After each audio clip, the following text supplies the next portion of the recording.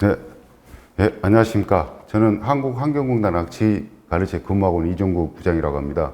오늘 이렇게 악취에 대해서 같이 논하게 됐는데, 이제 지금 제주도에 봐보면은 악취 부분이 청정도시이면서도 굉장히 많은 부분이 이제 두각되고 있습니다. 그래서 일선에 계신 공무원뿐만이 아니라 운영하시는 분들이 기초적으로 좀 알아야 될 사항을 같이 읊어보도록 하겠습니다. 먼저 그러면은 악취 개요부터 이렇게 보게 되겠습니다.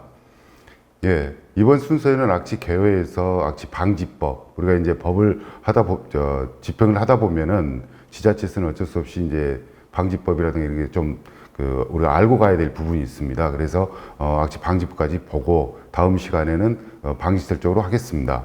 예, 첫 번째 이제 악취의 개요입니다. 악취 개요는 우리가 악취 방지법이 나오다시피 어떻게 보면 사람에 따라서 다 틀릴 수는 있겠지만 어떤 후각적인 면에서 불쾌감과 혐오감을 준다는 이렇게 논의로 돼 있습니다.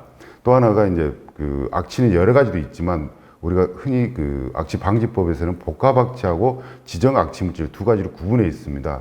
먼저 복합악취를 이제 알아보면은 사람이 코로 인지해서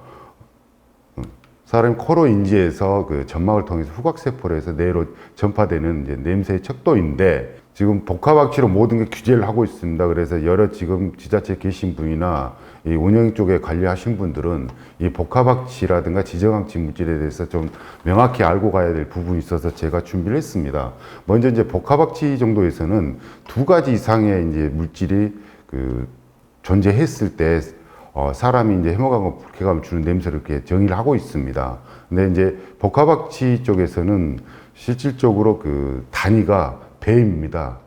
이제 배수라는 부분인데, 이건 청정 공기를 얼마나 희석을 했을 때의 희석량을 뜻하는 겁니다. 대부분 배를 우리가 잘못 인식할 경우에는 우리가 배출 허용 기준의 몇 배 이렇게 구분할 수가 있는데, 실질적으로 예를 하나 들면은 우리가 한라산의 경우 청정 공기라 했을 때 이 청정 공기를 예를 들면 오염된 공기에다가 1리터에다 99리터를 넣었을 경우는 99배를 했을 겁니다. 근데 그때까지 냄새가 나고, 만약에 예를 들어서 100리터를 넣어서 100배가량 희석을 했는데 냄새가 안 났을 경우, 이럴 때를 보고 이제 100배 희석했다고 해서 복합악취를 이렇게 희석배수로 이제 단위를 구분하고 있습니다. 그래서 이제 악취는 종합적으로 봐보면은 사람에 따라 많이 차이 나겠지만, 나쁜 냄새를 간주하는 부분이 이제 악취라고 구분할 수 있겠습니다. 하다 보니까 이제 냄새나 악취 이렇게 구분이 많이 분포가 되어 있는데, 실질적으로 우리가 모든 냄새나 악취는 물질이 코를 통해서 점막을 통해서 이제 상피세포, 이제 후각세포를 통해서 뇌에 전달되는 구분으로 모든 게 되어 있습니다.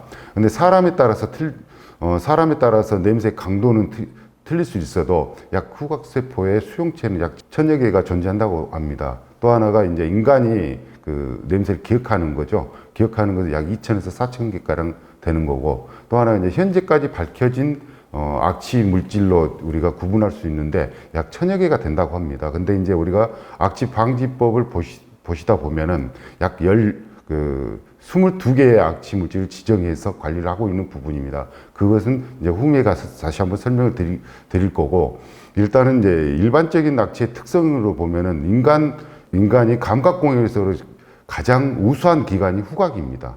후각이고, 또 하나가 이제 저희들이 후각인 반면에 시각적인 요소도 많이 포함되어 있습니다. 여기 자료에는 시각적인 요소를 포함 안 돼 있지만 실질적으로 약간 60%가량이 시각적인 면도 포함된다고 합니다. 최근 자료에 의하면은. 그런데 지금 현재 악취 종류 1000여 개가 있지만 우리가 다 알 수는 없을 겁니다. 하지만 특성상 우리가 알 수 있는 부분이 냄새를 구분할 수 있고, 우리가 냄새라 한다 하면 어떤 특정한 물질에 대해서 성질을 알 수 있을 겁니다. 특히 이제 물질의 정보도 알 수 있는 부분이고, 근데 이제 악취라고 우리가 판명하는 것은 전장에서 말씀드렸다시피 혐오감을 느낀다든가 내가 맡기 싫으면 냄새가 들 수 있습니다. 근데 이제 악취의 특성으로 봐보면은 우리 수능 시간이 있습니다. 악취가 지속적으로 나고 있는 반면에 사람이 맡을 수 있는 게 이제 수능이라 하는데, 다른 말로는 순태라고도 합니다. 일반적으로는 마비라고 하는 거죠. 그래서 15에서 30초 가량이 지나게 되면은 그 냄새를 더 이상 맡지 못하고 수능돼 버립니다.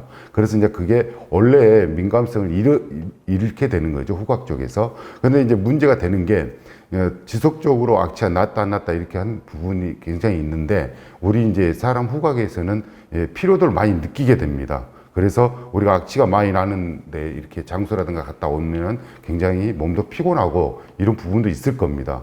또 하나가 이제 악취의 특성은 굉장히 온도라든가 습도에 민감합니다. 제주에서 같은 경우는 지금 가축 축사가 굉장히 많은 부분인데, 이제 축사의 어떤 생활 형태하고 비슷한 부분도 있을 겁니다. 예를 들면은 온도가 26에서 30도 가량에서 악취 발생 농도가 굉장히 높은데, 우리 축사 구조가 유사합니다. 하다 보니까 이제 악취 정도가 높고, 또 하나가 이제 축사 쪽에서도 습도가 굉장히 중요한데, 우리가 악취에 영향을 주는 습도는 60에서 80% 가량이 됩니다. 그래서 우리가 한여름에 이렇게 더울 때보다도 오히려 장마철이라든가 이런 부분에 대해서 악취가 많이 있는 부분이 있고, 또 하나의 특성으로 보게 된다 그러면은 우리가 계절적인 면제도 있지만 개인적인 생활 수준에서도 굉장히 많은 부분이 차지하고 있습니다. 또 하나 사회적인 특성이라든가 문화적인 특성, 예를 들면 우리가 동양인들이 많이 먹는 마늘 냄새라든가 이런 부분은 서양인들이 잘 못 맡듯이 개인적인 수준에서 사회적 문화적 많이 특성이 있습니다. 특히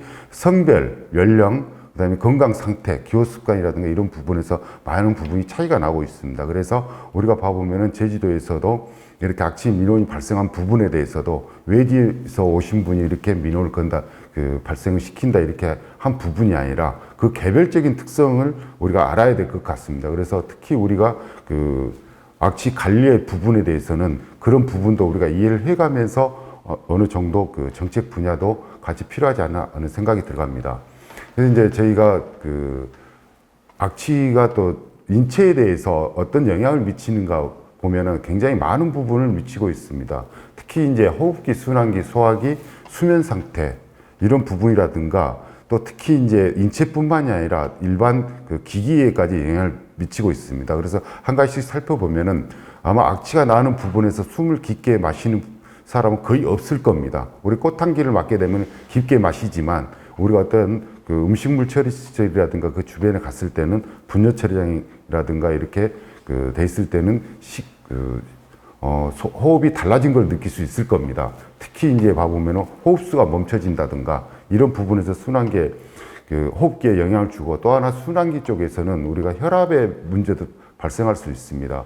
왜냐하면 좋은 냄새일 경우에서는 우리가 호흡을 깊게 마시는 부분이 있고, 또 하나 이제 소화기 쪽도 있습니다. 우리가 냄새가 나는 악취가 많이 나는 데 대해서는 우리가 음식을 섭취하기가 좀 곤란한 부분이 있고 소화도 잘 안 된다고 이렇게 문헌에 나와 있는데, 실질적으로 저희들이 악취에서 업무를 하시고 계신 분들 그걸 다 느끼고 있는 부분입니다. 특히 이제 수면적인 문제입니다. 여기는 악취 민원하고도 결부가 많이 되는데, 수면 상태에서도 우리가 봐보면은 불면증을 야기할 수 있고, 사람이 또 굉장히 민감해진 상태가 수면 상태인데 그 부분에서도 악취에 영향을 줄 수 있습니다. 그래서 모든 부분이 영향을 미치고 있는 부분에서 이제 우리가 경제 수준이 발전되다 보니까 기존에는 물질 공해에서 이제는 이 감각고개에 있는 악취까지 펴지게 됐고, 특히 이제 우리가 시설면이 많이 발전되다 보니까 우리가 부식 문제도 있습니다. 우리가 이제 악취 부분만 없애자 하면은 사회적인 공감대가 형성되지 않은 부분도 많이 있습니다. 그런데 우리가 이제 공공환경 시설이라든가 이런 부분, 특히 이제 개인적인 사업장이라든가 이런 부분에 대해서 악취 제거 부분에서는 굉장히 난감한 부분이 있는데, 여기에서는 지금 예를 들면은 지금 가축 분뇨 쪽에서는 많이 발생하는 게 황화물 쪽입니다. 황화물 쪽인데 주변의 수분 상태라든가 어떤 기타 여건에 따라서 이게 합성을 하게 되면은 말 그대로 황산이 될 수가 있습니다. 그러면 산부식 올 수가 있는 거죠. 그러다 보면은 이제 각종 설비의 내구 연수에 굉장히 영향을 미칠 수 있어서, 이 악취는 사람의 어떤 생활 패턴뿐만이 아니라 기기적인 상황에서도 꼭 제거해야 될 부분으로 나타내고 있습니다. 그리고 이제 다음으로는 악취와 대기 오염물질과 한번 비교를 해봤습니다. 대부분의 이제 우리가 봐보면은 지난 세월에 학교 과정이라든가 학계라든가 이렇게 봐보면은 대기 오염물질에서 우리가 공부를 많이 했었지만 악취 부분에 대해서는 이제야 시작을 했습니다. 하다 보니까 많은 부분에 대해서 연구를 안 되는 상태인데 하다 보니까 이제 대기하고 이렇게 오염물질하고 비교를 하게 되는데 약간 상이한 점이 있습니다. 첫 번째가 오염물질 발생 정도인데 지금 대기 오염물질 같은 경우는 점 오염원이 많습니다. 예를 들면은 석유화학공업이라든가 지금 소각장이라든가 이렇게 점오염이 많이 발생하는데 이 악취 쪽은 반면에 점오염뿐만이 아니라 면오염이 많이 좌우합니다. 방금도 말씀드리고 제주도에서 지금 그 현실성 있게 말씀드리면은 축사 시설에서는 창문으로 이렇게 나오면은 점오염으로 될 수 있겠지만 실질적으로 거기에서 나오는 가축 분뇨라든가 이렇게 야적은 부분에서는 면오염으로 구분할 수가 있습니다.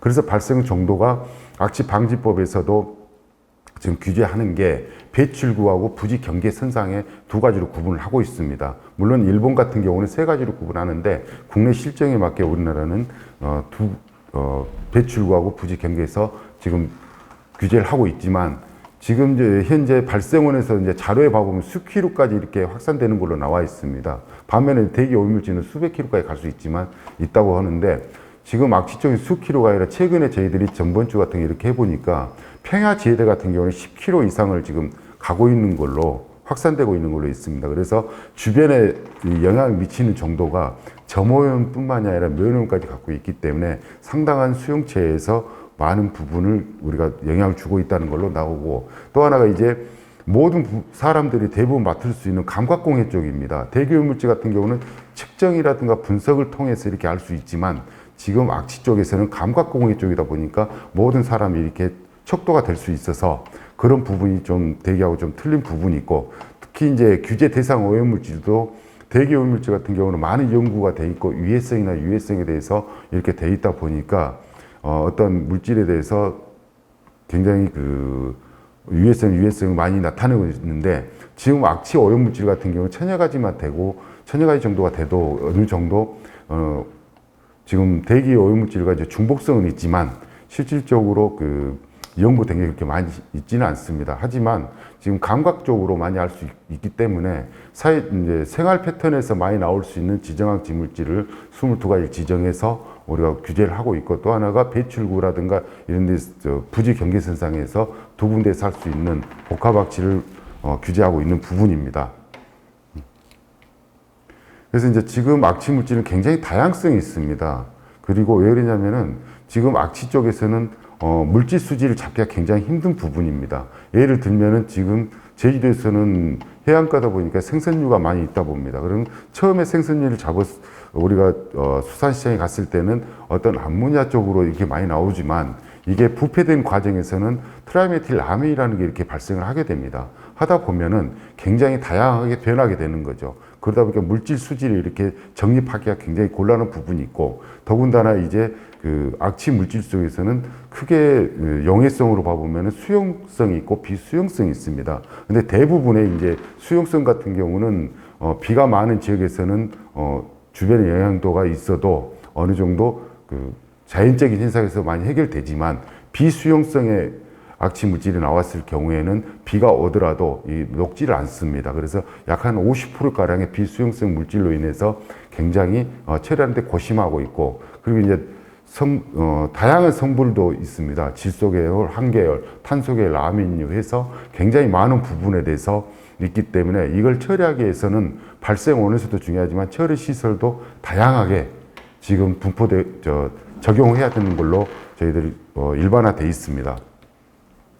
근데 이제 오늘 지금 자료상에서는 저희가 흔히 그 악취 방지법에서 규제하고 있는 22가지 지정 악취 물질 중에 어떤 특성을 저희들이 고려해서 제가 정리를 해봤습니다. 근데 지금 암모니아하고 트라이메틸 아민 같은 경우는 지금 질소 계열인데 실제로 여기에서 보시면 최소 감지 농도가 굉장히 상이한 걸로 나와 있을 겁니다. 최소 감지 농도값이라고 하면은 우리가 통상적으로 환경 공부를 하다 보면은 배출 허용 기준에서 어떠한 그 ppm 단위로 이렇게 구분을 했었는데 악취 쪽에서는 실제로 사람의 후각에 감각적으로 오염을 야기시키기 때문에 채소 감지 농도값을 굉장히 중요시해야 되지 않냐 싶습니다. 따라서 지금 암모니아 같은 경우는 굉장히 지정 악취 물질 중에는 가장 높은 1.5ppm에서 사람이 인지하게 돼 있습니다. 그런데 대부분의 봐보면 악취를 암모니아로 판단하고 있습니다. 그런데 저희들이 이제 악취 쪽으로 저감시키다 보면은 암모니아 물질은 그렇게 악취에 영향을 미치지 않고 다른 물질이 하는 걸로 나타났습니다. 그래서 예를 들어서 암모니아 같은 1ppm 있으면 사람이 맡을 수 없는 부분에 약 0.67배가량이 나오는 복합악취로 환산하면은 6, 7배가량이 되는데, 지금 트라이메틸 아민, 특히 여기 제주도 같은 생선류에서 많이 나옵니다. 특히 이제 생선 부산물로서 가공식품을 한다든가 이런 데에서는 굉장히 혐기 발효해서 트라이메틸 암이 발생하게 되는데 굉장히 채소 감지 농도가 낮습니다. 암모니아처럼 1ppm만 있었을 경우에는 암모니아는 냄새를 맡지 못하지만 트라이메틸 암의 경우에는 복합악취로 환산하면 약 31,100가량의 복합악취가 발생하는 걸로 나와 있습니다. 왜 그러냐면 채소 감지 농도값이 0.00032ppm이 되겠습니다. 그러다 보니까 굉장히 낮은 부분에서 이렇게 발생하고 있습니다. 그래서 음식물을 처리하는 시설을 이렇게 우리가 관리를 하신다 하면은 이런 부분을 같이 생각해 줘야 되지 않냐 생각도 들어갑니다. 그리고 또 하나가 이제 저희가 하수 처리장이라든가 일반화되어 있는 게 이제 황화물 쪽이 되겠습니다. 우리가 이제 지정 악취물 쪽에서는 화합물 쪽에서는 약 4가지 정도로 구분하고 있는데, 첫 번째가 이제 황화수소하고 메틸 메르캅탄입니다. 근데 이제 황화수소 같은 경우도 굉장히 하수 처리장이나 특히 가축 분뇨에서 해당됐을 때는 99%까지, 심지어는 99%까지 황화수소가 차지하고 있습니다. 그래서 황화수소에 대해서는 굉장히 우리가 공부를 많이 해야 될 부분이 있고, 또 하나 우리가 여기에서 황화수소에 대한 우리가 저감에 대해서도 신경을 많이 써야 되지 않나 싶습니다. 왜냐하면 황화수소도 마찬가지로 굉장히 채소 감지 농도값이 0.00041ppm입니다. 그러면은 여기서도 1ppm만 좌우를 한다 해도, 발생을 한다 해도 우리가 약 복합악취를 한다 보면 약 2,400배 가량의 복합악취가 발생하는 걸로 우리 지금 계산이 되고 있습니다. 또 하나 이제 황화수소라든가 이런 부분이 혐기와 반응을 한다면 메틸 메르캅탄이 발생하게 되는데, 이 또한 굉장히 채소 감지 농도값이 낮습니다. 근데 이제 이게 성상으로는 약 산성 계열입니다. 근데 이제 더 이상 황화물 같은 경우 더 진행이 되면은 다이메틸 설파이드하고 다이메틸 다이설파이드가 나옵니다. 이건 이제 굉장히 중성계로 가면서 우리가 일반화된 약품이라든가 어떤 시설로서는 처리하는데 굉장히 문제가 발생하고 있어서 이런 부분이 좀 우리가 생각을 다시 해봐야 될 부분입니다. 그리고 이제 알데하이드 종류인데, 총 이게 이제 저희 지금 분석실에서 분석을 하다 보면 약 15가지 정도가 분석이 되는데, 지정 악취 물질로 그 중에 포함되어 있는 것은 지금 여기에 나와 있는 지금 5가지 종류가 됩니다. 근데 5가지 종류가 되는데, 어떤 악취 물질이라도 소량으로 존재할 경우에는 굉장히 과일 냄새라든가 특히 아세트알데하이드 같은 경우 오히려 좋은 냄새가 날 수가 있습니다. 근데 이게 과량 존재했을 때 이제 썩은 냄새가 되는 거죠. 그러다 보니까 이제 우리가 악취 쪽으로도 굉장히 난감한 부분이 CHO, 이제 알데하이드 쪽인데, 이게 중성 계열입니다. 그러다 보니까 이제 이런 부분, 특히나 음식물 쪽에서는 알데하이드 성분이 차지하는 부분이 약 한 30~40%가 차지하고 있습니다. 그러다 보니까 우리가 방지시설 선택이라든가 이런 부분이 굉장히 신중하니 고려될 사항이 알데하이드 성분 쪽이 되겠습니다. 이제 다음에 지방산유입니다. 기존에는 지방산유를 유기산유라고도 표현을 했었는데, 최근에는 이제 용어상 지방산유로 구분을 했습니다. 근데 이제 이게 어떤 고약한 냄새라도 이렇게 해서 표현하기가 곤란하지만, 우리가 이제 악취를 하다 보니까 조금 표현 말 그대로 하겠습니다. 이게 고랑내입니다.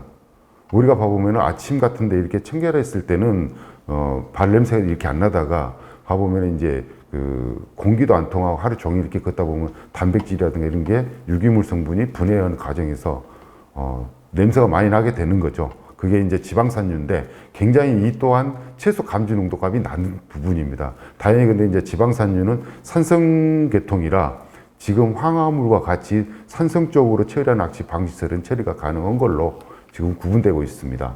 이제 다음으로는 VOC 종류인데, 휘발성 유기화합물입니다.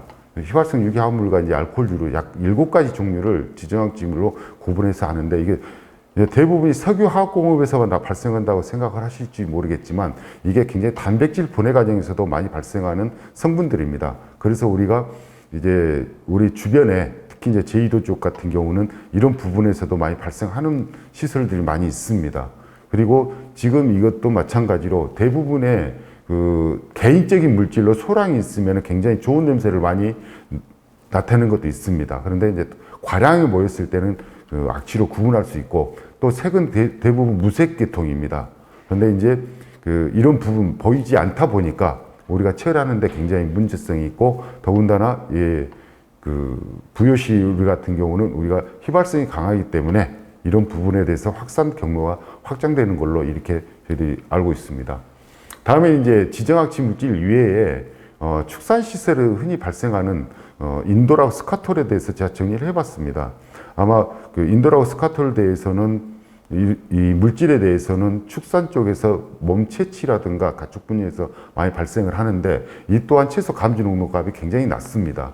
근데 또 분해 또 용해도도 거의 물에 녹지 않는 성질이 있습니다. 하다 보니까 축산 쪽에서도 이 악취를 제거하기 위해서는 꼭 이 두 부분까지 생각을 해서 방지를 선택하는 게 맞지 않겠나 싶어서 제가 정리를 해서 보여드리고 있습니다. 네. 네, 이쯤에서 간단하게 물질까지 봤는데 이제 그 악취 방지법에서 간략하게 좀 설명 좀 드리겠습니다. 악취 방지법을 보기 전에 우리가 봐보면 환경법을 먼저 변천 과정을 우리가 짚고 넘어야 되지 않냐 싶습니다. 왜냐하면 환경법은 모든 법에서 우선되지는 않았습니다. 왜냐하면 우리가 경제발전이라든 이런 모태 속에서 항상 뒤처져 있었던 거죠. 그래서 제가 세 가지 구분을 해봤는데 70년대 이전하고 2000년대 이후로 이렇게 구분을 해봤습니다. 왜냐하면 70년대 이전에는 산업 경제발전에 대해서 묻혀가지고 실질적으로 환경법이 나왔지만 그렇게 발휘되지는 못했었고 우리가 이제 올림픽을 기준해서 80년대, 90년대까지 해서 환경법이 이제 세분화되기 시작했고 실제로 생활의 그 삶도 경제적인 수준이 높아지는 2000년대 이후에서 이제 기본적으로 갖춰야 될 법들이 세분화돼서 지금 현재까지 오고 있습니다. 아마 경제 발전에 따라서 모든 부분의 환경이 발전되는 걸로 이렇게 하다 보니까 악취 방지법도 마찬가지입니다. 이때 2000년대 이후에 나왔는데 2003년 12월 달에 국회를 통과해서 2004년에 발표되고 2005년부터 발의가 된 게 악취 방지법입니다. 근데 세계적으로 보더라도 악취 방지법이 단독법으로 이렇게 구분되어 있는 나라는 많지는 않습니다. 제가 알기로는 일본하고 우리나라밖에 없는 걸로 알고 있습니다. 근데 이제 다른 나라에서도 각 방지법이 악취에 대한 법이 이렇게 단독법으로 안 돼 있어도 실제로 더 강화시켜서 특히 유럽 같은 데는 독일 같은 데는 굉장히 환경적으로 이렇게 배트, 최적 가용 기술이라든가 이걸 적용을 해서 지금 심사라든가 이런 부분에서 허가 조건이 굉장히 까다로운 걸로 알고 있습니다. 그런데 지금 악취 쪽에서 한번 유심히 보시면 약간 법이 방지법으로 돼 있어서 사전적인 개념이 많이 포함되어 있습니다. 대부분 관리법으로 해가지고 사후적인 관리법인 어떤 사후적인 대처법인데 악취 쪽에서는 방지로 해서 사전적인 개념이 많이 포함되어 있습니다. 네. 그래서 이제 환경법 목적은 그렇습니다. 이제 쾌적한 생활하는 권리.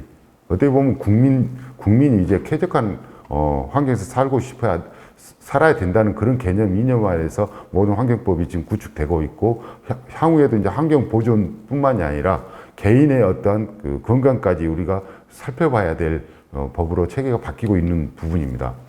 그래서 이제 악취 방지법에서 우리가 목적이라든가 이렇게 살펴보면은 쾌적한 환경에 생활할 수 있게 함입니다. 모든 게. 그래서 이제 우리가 정의로 보더라도 전장에서 아까 보시다시피 자극성있는 기체 물질로서 사람 후각에 혐오감과 불쾌감을 주는 물질인데 지정 악취 물질은 아까도 말씀드렸지만 22가지로 구분되어 있고 이제 우리나라에서 방지법에서는 악취 배출 시설을 크게 축산부터 시작을 해서 약 44가지 종류로 이렇게 구분하고 있습니다. 또 하나가 이제 악취 방지법에서 이제 법에 대한 규제를 하고 있을 때 복합 악취하고 지정 악취 물질 두 가지로 우리나라는 구분하고 있고 이 부분에 대해 자세히 한번 설명드리겠습니다.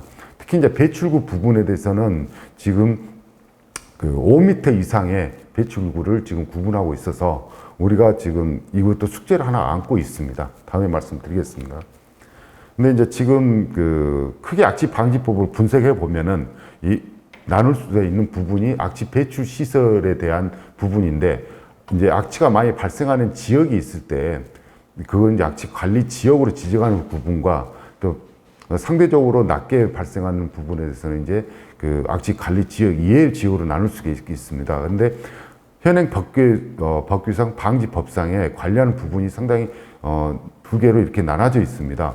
예를 들었을 때 관리 지역으로 돼 있을 때 부분 같은 경우는 우리가 그 지자체장이 지정을 하게 됐고, 현행 지금 봐보면은 그 지역이 아닌 또 대상 시설로도 구분하고 있습니다.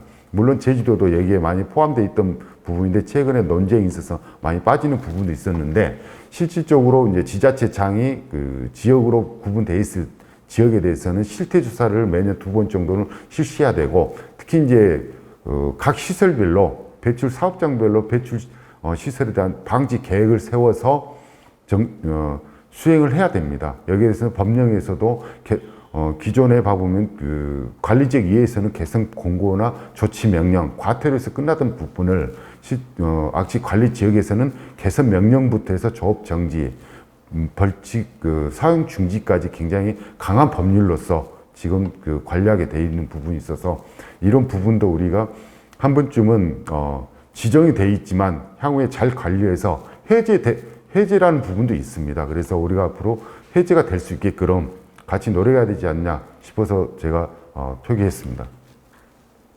지금 이건 살펴보면은 올 7월 21일까지 제가 환경부에 연락을 해서 지금 현행 나와 있는 자료입니다. 현재 악취 관리 지역 현황으로 약한 그 12개 시도에서 약 50개 지역으로 이렇게 구분되어 있고, 여기에 이제 가장 최근에 보면 제주도도 여기에 세 군데가 포함되어 있는 걸로 나와 있습니다. 그리고 이제 관리 지역 이외에 신고 대상 시설로 구분되어 있는 게 약 78개 시설로 되어 있는데, 최근에 제주도께 좀 빠진 걸로 저희들이 조사돼서 약 78개 시설이 되어 있는 걸로 구분되어 있습니다. 예. 그리고 이제 다음에는 이런 그 악취 쪽으로서 방지법에서 규제하고 있는 부분인데, 이제 크게 악취 방지법에서 그 공정시험방법으로서 나오는 것은, 예, 환경시험 검사에 관한 법률에 대해서 악취에 대한 공정시험방법이 제6조에 따로 별도로 표시가 되어 있습니다. 근데 이렇게 정리가 되어 있는 어떤 방법으로 해라 딱 구분돼서 안 돼 있어서 제가 종합표를 하나 마련해서 한번 보여드리고 있습니다. 첫 번째, 우리가 이제 그 복합악취 쪽인데, 배출구하고 부지 경계선상에서 우리가 규제하고 있는 복합악취에 대해서 공기습관법에서 실시하게 되어 있고, 나머지 22개 악취 물질에 대해서는 기기 분석으로 다 하게 되어 있습니다. 이 부분을 우리가 봐보면은 기존에 이제 공기습관법을 직접관법으로 혼돈하신 분들이 많이 있고, 특히 우리 가축분뇨 쪽에 계신 분들이 신임을 안 한 부분이 이쪽에서 사람이 한다는 부분 쪽으로 해서 지금 하고 있는 그 불신이 많이들 하고 있습니다. 그래서 우리가 지금 이쪽에 정책이라든가 운영 쪽에 관리하신 분들은 이런 부분에 대해서 명확히 좀 아시고 이해도를 높일 수 있도록 주변에서 같이 노력해 주시면 감사하겠습니다. 예. 그리고 이제 저희가 방지법에 봐보면은, 예, 측정이 굉장히 중요합니다. 근데 지금 현행 이건 흡수액법이라든가 이런 부분 현장에서 하는 부분을 제가 사진을 통해서 지금 보여드리고 있습니다. 대부분 복합악취만 측정하기 때문에 실질적으로 이제 제주도 같은 경우는 지정 악취 물질을 분석한 기간이 거의 없습니다. 그러다 보니까 이런 모습 보이지 않았을 겁니다. 근데 이제 저희가 지금 배출구하고 부지 경계선상에서 측정을 하게 돼 있는데, 이건 지금 저희가 보여준 것은 참고 자료입니다. 이건 지금 그 처리장 쪽이 되겠죠. 예를 들면 다음에 우리가 도두동에 있는 하수 처리장 같은 경우 지상에 지금 현재 있을 때는 아무 문제가 안 됐지만, 지하화 됐을 때는 이게 밀폐된 공간에서는 여기에서 작은 농도로 나올지 몰라도 발생량이 굉장히 높기 때문에 이게 이제 플러스 챔버법으로 제가 하는 부분을 지금 그 사진을 찍어서 보여드리고 있습니다. 예, 현장에서 채취했던 이런 방법을 했던 복합악취 부분이 아니라, 지금 복합악취가 사진에서 칸막이를 없앴습니다. 일부러 보여드리기 위해서. 그래서 희석시킨 공기를, 희석장치에서 희석시킨 공기를 이렇게 패럴들이 앉아서 이렇게 하는 거죠. 분석 방법은 다음 시간에 자세히 알려드리겠습니다. 또 하나 이제 지정악취 물질 같은 경우는 기존의 방식이 아닌 개별로 이렇게 그 GC라든가 HPLC 이런 식으로 해서 다 분석을 하고 있습니다. 네. 근데 여기에 상당히 짚고 넘어가야 될 부분이 있는데, 악취 쪽에서는 실적으로 이제 최소 감지 농도가 아까 지정 악취 물질을 말씀드리면서 최소 감지 농도값에서 말씀드렸는데 상당히 이 부분이 궁금해 하실 겁니다. 근데 악취를 저감시키기 위해서 현장에서 악취 기술 지원이라든가 진단, 어떤 컨설팅 할 때는 굉장히 중요시하는 항목이 이 항목입니다.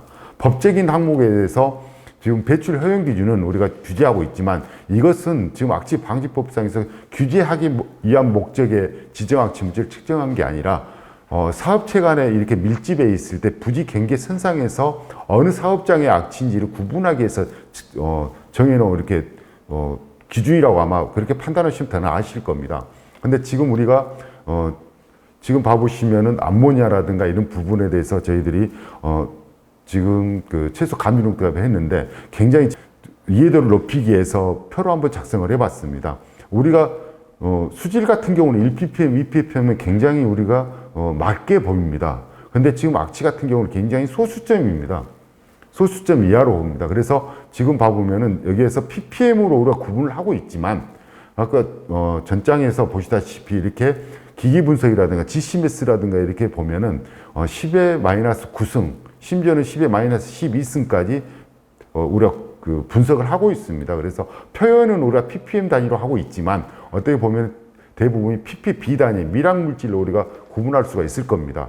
그래서 굉장히 악취 부분은 약 조금만 나오고 소수점으로 나와도 굉장히 주변에 영향을 미친다는 걸로 우리가 판단하시고 저감하게끔 노력하시면 될 겁니다.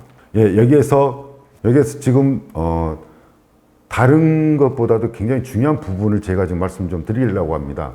대부분 얘기해서 우리 정책하신 분이나 이렇게 관리자 되신 분들이 지금 오류를 범한 게 이 부분입니다.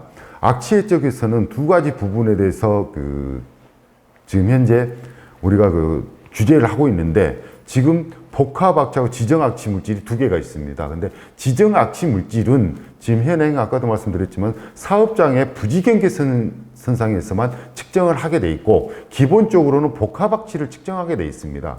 복합악취를 측정하게 돼 있는데, 복합악취는 배출구하고 부지경계 선상 두 군데 다 해야 된다, 다 규제를 받고 있는 거죠. 근데 대부분이 봐보면은 정책이라 이렇게 하시는 분들이 마치 배출구에서 지정악취 물질이 배출 허용 기준을 적용하는 줄 알고 이 적용한 부분이 일반 지자체에 있었습니다. 그래서 상당히 이제 행정이라든가 이런 부분에 대해서 상당히 이제 난감한 경우가 있었는데, 실질적으로 다시 한번 말씀드리면은 모든 걸 복합악취를 기준으로 하셔가지고 관리하시는 게 좋지 않겠냐 싶습니다. 그래서 지금까지 악취 방지법이 이렇게 간략하게 설명드렸는데, 아마 이 부분에 대해서 방지법이 이렇게 분량은 작아도 굉장히 많은 부분 포함되어 있습니다. 왜냐하면 다른 산업이라든가 다른 정부 부처 이렇게 연관된 게 많이 있습니다. 하다 보니까 굉장히 거기에서 많은 걸 포함하고 있어서 아마 이해도가 떨어진 부분도 있을 겁니다. 혹시나 이런 부분에서 정확히 알고 싶다 그러면 저희들한테 연락 언제든지 주시면 저희들이 그에 대한 자료는 저희들이 보내드리겠습니다. 예, 이상 첫 시간을 마치도록 하겠습니다. 예, 안녕하세요. 이종국입니다. 예, 이번 시간에는 저희 이제 실질적으로 현장에서 도움 되실 수 있는 저희 공단에서 수행하고 있는 업무를 소개를 간략하게 설명 좀 드리겠습니다.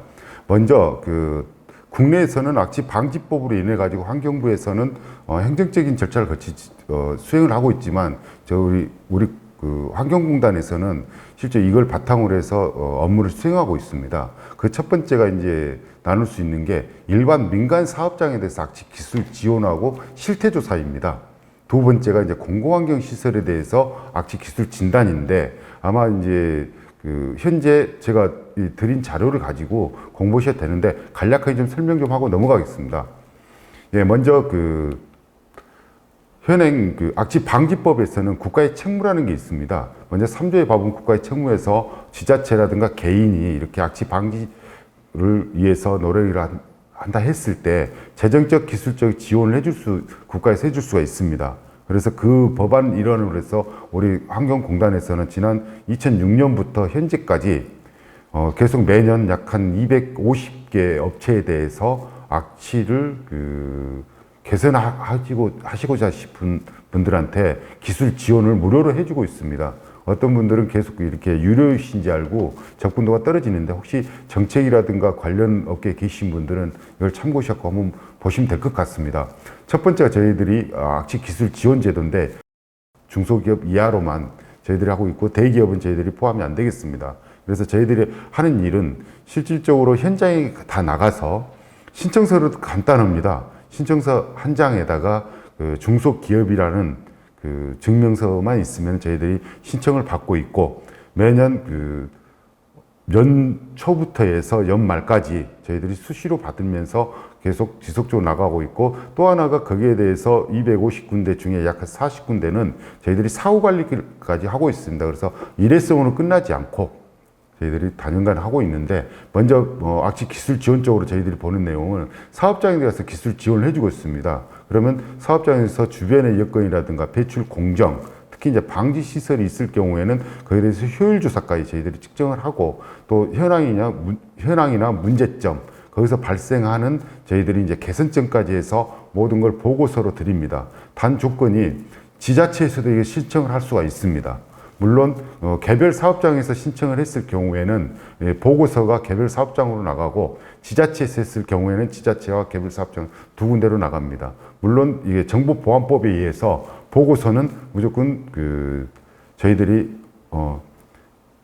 보안에 붙여집니다. 그래서 아무리 다른 데서 이게 달라고 해도 저희들이 줄 수가 없고 해당된 사업장에만 저희들이 발송을 하고 있습니다. 거기에 대해서 이제 저희들이 꼭 강제성은 이걸 기술 지원을 받고 대부분이 강제성인 줄 생각하시는데 강제성은 없습니다. 또 하나가 이제 이 기술 지원을 받고 국가에서 혹시 지금 대기 개선 작업이나 악취 개선 작업이 올해부터 이렇게 많이 확장이 돼 있는데 그 부분을 받고 싶을 때도 이런 자료를 이용하시면 참 좋지 않겠냐 생각이 들어갑니다.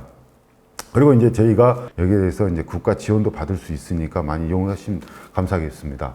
특히 이제 저희가 실태 조사 부분이 있는데 우리가 아까 전 시간에 말씀드렸다시피 악취 관리 지역에 대한 실태 조사는 그건 이제 지자체장이 관리지역에서 하는 거고 저희들이 이제 국가에서 수행하는 실태 조사가 별도로 있습니다.